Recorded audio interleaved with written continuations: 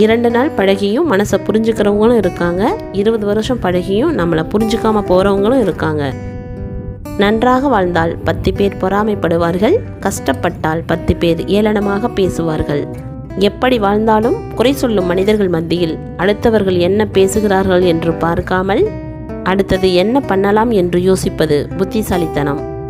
ஒருவரை தவறாக புரிந்து கொள்வதில் முதலிடத்திலும் சரியாக புரிந்து கொள்வதில் கடைசி இடத்திலும் இருக்கிறோம். ஒருவர் உதவி கேட்டு நம்மால் செய்ய முடியாமல் போனால் அடுத்த கணமே அவர் எதிரியாகி விடுகிற காலம். பிறர் சூழல் குறித்து கொஞ்சமும் யோசிக்காத மனநிலை.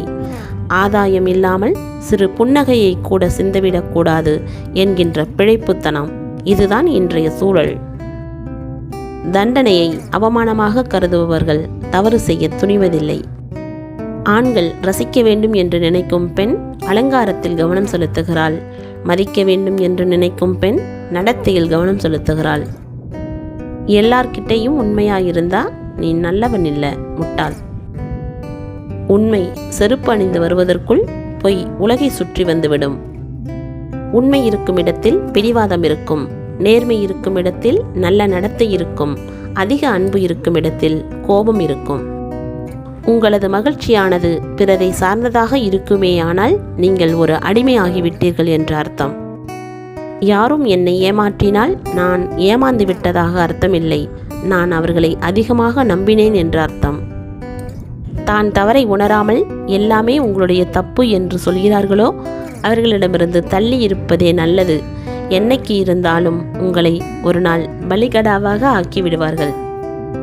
தவறானவர்களின் நட்பை தூக்கி எறிய ஒருபோதும் தயங்காதீர்கள்.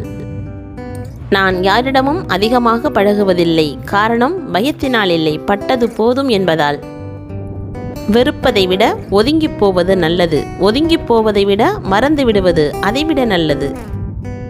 முற்றிலும் உடைந்திருக்கும் போது உங்களால் சிரிக்க முடிந்தால் அடுத்த முறை உங்களை உடைக்க எதுவும் இல்லை.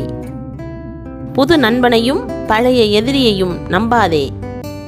உனக்கு ஒருவர் துரோகம் செய்தால் அது அவருடைய தவறு, மீண்டும் துரோகம் செய்தால் அது உன் தவறு.